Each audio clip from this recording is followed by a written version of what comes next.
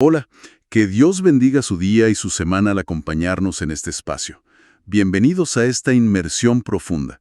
Hoy, la misión que tenemos es adentrarnos en uno de los capítulos más dramáticos y francamente fundacionales de la antigüedad. Así es, y estamos hablando específicamente del capítulo 21 del libro del Génesis. Exacto. Y para esto vamos a utilizar las notas y los contextos históricos de dos fuentes eruditas muy respetadas. Me refiero a la Biblia de Estudio Holman y la Biblia de Estudio NAOA. Al cruzar la información de ambas, surge un panorama extraordinario. Definitivamente. Es un viaje lleno de contrastes profundos, porque, pasamos de narrativas de una alegría inmensa a situaciones de supervivencia extrema. Totalmente. Vamos desde un nacimiento milagroso, pasando por una fractura familiar desgarradora en medio del desierto, hasta llegar de lleno a la geopolítica del antiguo Medio Oriente. Ya sabes, tratados militares, derechos de agua. Y el nivel de detalle que ofrecen estos textos de estudio permite ver mucho más allá de la simple narrativa superficial. Los detalles geográficos y las raíces lingüísticas cambian todo. Sí, transforman una historia familiar en un evento con repercusiones históricas gigantescas. Me entusiasma muchísimo descubrir los porqués detrás de esta historia. Entender cómo la supervivencia humana más básica se entrelaza con el peso de promesas eternas. Claro. Y para dimensionar la gravedad de las decisiones en este capítulo, establecer el contexto del antiguo levante mediterráneo es fundamental. Prometo que vamos a conectar todos estos pequeños detalles geográficos con el panorama general. Pues arranquemos. El punto de partida de toda esta cadena de eventos es, obviamente, el nacimiento de Isaac. Y el texto establece de inmediato un dato clave que es la edad de Abraham, 100 años. Ajá. Que bueno, al observar el panorama genealógico completo sabemos que los patriarcas antediluvianos alcanzaron edades mucho más avanzadas y tuvieron hijos siendo aún mayores. Lo fascinante aquí es cómo las notas de la Biblia Holman contextualizan esto. Porque sí, es cierto lo de los patriarcas anteriores, pero en el contexto histórico y biológico específico de Abraham y Sara, esta edad subraya una naturaleza milagrosa. O sea, una intervención divina indiscutible. No es simplemente un nacimiento tardío, es la materialización de una promesa que desafía absolutamente la lógica de su tiempo. Totalmente. Ese contraste biológico amplifica el peso del evento. La narrativa no intenta ocultar la imposibilidad humana, sino que la usa como el pilar de todo lo que sigue. En esas culturas, la legitimidad de un heredero lo era todo. Isaac no iba a ser un líder tribal ordinario. Su existencia era un testimonio viviente. Y ese equilibrio de poder en la familia se sacude aún más cuando el niño alcanza un hito de desarrollo muy particular. El texto menciona el gran banquete que Abraham organiza el día en que Isaac es destetado. Que para nosotros hoy suena curioso. Sí. Ok, vamos a desempacar esto. Porque para la mentalidad moderna, hacer una fiesta monumental por dejar la lactancia suena un poco desproporcionado. Pero quiero pedirte que profundicemos en los datos culturales de ese periodo. Con gusto. Basándonos en la fuente Holman, el panorama cambia por completo. El destete en estas sociedades antiguas no ocurría a los pocos meses de nacer. Solía darse entre los 2 y los 5 años de edad del niño. ¡Wow! De 2 a 5 años. Exacto. Y superar esa etapa en una época con tasas altísimas de mortalidad infantil era una victoria inmensa. Además, la fuente explica que este banquete no era solo una fiesta para los adultos, proveía algo vital que llaman confort psicológico. ¿Confort psicológico para el niño? Así es. Dejar la seguridad del pecho materno es una transición enorme. Darle al niño esta atención y estatus público lo ayudaba en esta transición alimenticia crucial, dándole seguridad en su paso hacia la independencia. ¡Qué increíble! Esa celebración pública marca su presentación oficial no solo como sobreviviente, sino como el futuro heredero. Pero irónicamente, esa misma fiesta es el detonante de una crisis familiar tremenda. Una crisis que lo cambia todo. En medio del banquete, Sara observa una interacción entre Isaac y el hijo de Agar, Ismael. Y el texto usa una palabra que tradicionalmente se traduce como que Ismael se estaba burlando de Isaac. Y esto desata la exigencia inmediata de expulsarlos a ambos. Aquí las notas de la Biblia NSA señalan algo súper interesante sobre la ambigüedad lingüística. La raíz del verbo hebreo, que se traduce como burlándose, es muy ambigua, ¿En qué sentido? en que puede interpretarse como escarnecer, pero también simplemente como reír o incluso jugar. Podría haber sido un juego normal entre manos. Claro, un juego físico de niños. Exacto.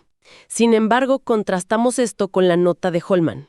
Esa fuente menciona cómo el apóstol Pablo, más adelante en Gálatas 4:29, entendió este evento no como un juego inocente, sino como una persecución activa. Es una diferencia teológica enorme. Para Sara, cualquier tipo de desafío o hasta familiaridad excesiva en el día que consagraba a Isaac era una amenaza a la legitimidad de su hijo. Pero la severidad de la reacción me sigue sorprendiendo. Exigir echar a Agar al desierto suena extremo. Es muy severo. Y el detalle lingüístico que revela la fuente Holman sobre esto es impactante. La palabra hebrea utilizada para describir esta acción de echar fuera o expulsar es garach. ¿Garach? Sí, y no es un término común para una simple partida.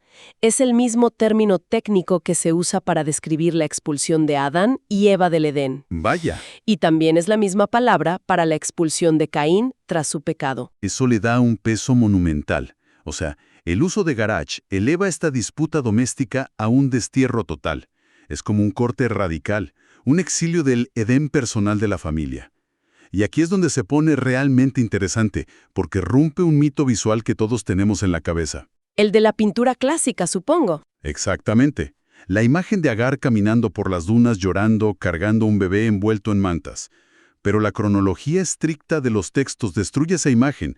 Ismael no era un bebé de brazos de ninguna manera. Así es. Citando a la Biblia, NAA, se aclara que Ismael tenía unos 16 años en este momento. 16 años, un adolescente. Sí, la confusión viene de la palabra hebrea yeled. Esa palabra se traduce a menudo como niño o muchacho, pero en realidad puede denotar perfectamente a un adolescente. Como cuando se usó para José a los 17 años, ¿verdad? Exactamente el mismo uso. Abraham pone el pan y el odre de agua sobre los hombros de Agar y le entrega al joven. No significa que lo carga literalmente a él sobre su espalda.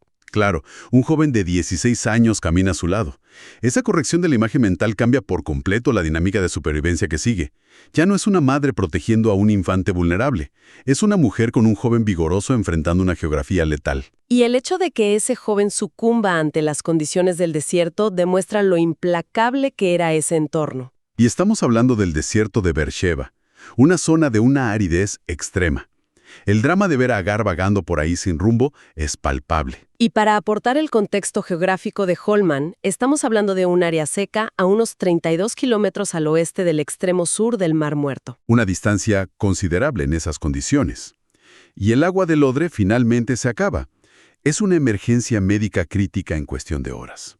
Holman señala que, desde una perspectiva médica, Ismael probablemente colapsó por insolación y deshidratación severa. A sus 16 años requería muchísima hidratación. Eso explica perfectamente por qué Agar lo pone debajo de un arbusto y se aleja. Se aleja a la distancia de un tiro de arco. Sí, Lo hace para no verlo morir. Es el retrato de la impotencia humana llevada al límite absoluto. No soporta escuchar o ver la agonía final de su hijo. pero justo en ese punto de quiebre absoluto viene la intervención divina. Dios escucha la voz del muchacho y le abre los ojos a Agar. De repente ella ve un pozo, llena el odre y le salva la vida. Y al revisar la hidrogeología de esa zona, hay un dato increíble. Si conectamos esto con el panorama general, nos damos cuenta de que no fue un pozo que apareció por arte de magia de la nada. ¿Verdad que no? Las fuentes coinciden en algo muy específico sobre la topografía. Así es. Tanto Holman como la NEA coinciden en que esa región del Negev, aunque es desértica en la superficie, tiene un nivel freático bastante elevado. El agua subterránea está ahí. O sea que los pozos artesianos eran la principal fuente de agua de la zona. Exacto. Dios dirige providencialmente la mirada de Agar hacia la salvación física que ya estaba presente, y al mismo tiempo esto reafirma la promesa de hacer de Ismael una gran nación. Salva su vida y asegura su linaje en un solo movimiento. Y entonces, ¿qué significa todo esto? Porque el relato da un giro drástico de tono justo después de esto. Pasamos de un drama muy íntimo a algo mucho más amplio. Sí, pasamos de una madre solitaria casi muriendo de sed a la alta política internacional. Aparece el rey Abimelech, acompañado por Ficol, que es el comandante de su ejército, y buscan a Abraham. Y según las notas de la Biblia, Enea, A y Holman, Abimelech se acerca reconociendo abiertamente que Dios está con Abraham. Pero hay un motivo subyacente mucho más pragmático. Un motivo militar, de hecho. Exactamente. Abimelech teme el poder militar de Abraham. Hay que recordar que Abraham ya había demostrado tener cientos de guerreros entrenados en su campamento. Había derrotado coaliciones de reyes antes. No era alguien para tomar a la ligera. Así que el comandante militar no venía a intimidar a Abraham. No, para nada. Venían a protegerse. Venían a hacer un tratado de paz preventivo y asegurar reglas claras de interacción en su territorio. Es el reconocimiento de que Abraham es una potencia local. Una potencia seminómada. Y en medio de esa cumbre diplomática, Abraham aprovecha su posición de fuerza para quejarse de un pozo de agua que los siervos de Abimelech le habían robado. Es que en un estilo de vida seminómada, un pozo es literalmente la vida. Es la propiedad más crítica y disputada. El robo de un pozo es un acto de agresión enorme, un motivo de guerra. Abraham no iba a firmar un tratado de paz sin resolver primero la propiedad absoluta de esa agua. Y la forma en que lo resuelve es muy particular. ¿Te refieres al pago de las 7 corderas? Sí. Abraham aparta 7 corderas de su rebaño. Abimelech se desconcierta al principio, pero tiene un propósito legal profundo. Claro, ese regalo establece legalmente ante testigos que Abraham fue quien cavó el pozo. Es la transferencia de un título de propiedad. Y esto genera un juego de palabras fascinante, que le da nombre al lugar. La raíz de Beerseba. Al mismo tiempo significa pozo de los 7, en referencia directa a esas 7 corderas de la transacción legal. El idioma hebreo entrelaza los significados de una manera hermosa, ficha la historia, la geografía. Aunque hablando de historia, la fuente NAA menciona un detalle curioso sobre quienes habitaban ahí. El texto dice que Abraham habitó en la tierra de los filisteos. Ah, sí. Esa es una nota fascinante de la NAA sobre un aparente anacronismo histórico en el texto. Porque los filisteos clásicos llegaron siglos después, ¿cierto? Así es. La llegada de los filisteos fue mucho después de la época patriarcal. Probablemente este término sea una modernización insertada por autores o copistas posteriores. Un anacronismo intencional. Exacto. Sustituyeron un término más oscuro o antiguo por filisteos, para que los lectores de la época de la monarquía israelita entendieran de qué región costera se estaba hablando. Aunque sí había pueblos del Egeo en Canaán en esa época temprana, la palabra en sí funciona como un puente de comprensión. Es brillante cómo se preservan estos textos. Y tras asegurar este tratado y sus derechos de agua, llegamos al acto final del capítulo. Abraham planta un árbol de tamarisco en Beerseba e invoca el nombre del Señor. Un acto cargado de simbolismo botánico y teológico. Citando a Holman, el tamarisco o tamarguera es un árbol que crece de 6 a 9 metros y es de muy larga duración. ¿Crece muy lento, asumo? Muy lento. Plantarlo es una declaración de intenciones clarísima. Abraham no es un nómada que solo está de paso. Está reclamando una presencia a largo plazo. Invierte tiempo en un árbol cuya sombra disfrutarán sus descendientes. Está mostrando una fe tangible en el futuro de su linaje en esa tierra. Y esto plantea una pregunta importante sobre la naturaleza de la deidad que él invoca en ese momento. Utiliza el término semita El Olam. El Dios eterno. Y el contraste aquí es magistral. Abraham reconoce que los pactos humanos, como el que acaba de hacer con Abimelech, pueden romperse. Los pozos pueden secarse o cambiar de manos con el tiempo. Los imperios caen, los reyes mueren. Exactamente. Pero las promesas de Dios, del Dios eterno, tienen perpetuidad. Ancla su seguridad en esa eternidad, no en el pacto político humano. Qué cierre tan majestuoso para este capítulo. Haciendo un resumen rápido de este viaje, hemos cubierto contrastes enormes. La inmensa alegría del nacimiento milagroso de Isaac en la vejez de sus padres. Seguido por la tragedia y posterior salvación del joven Ismael en el árido desierto.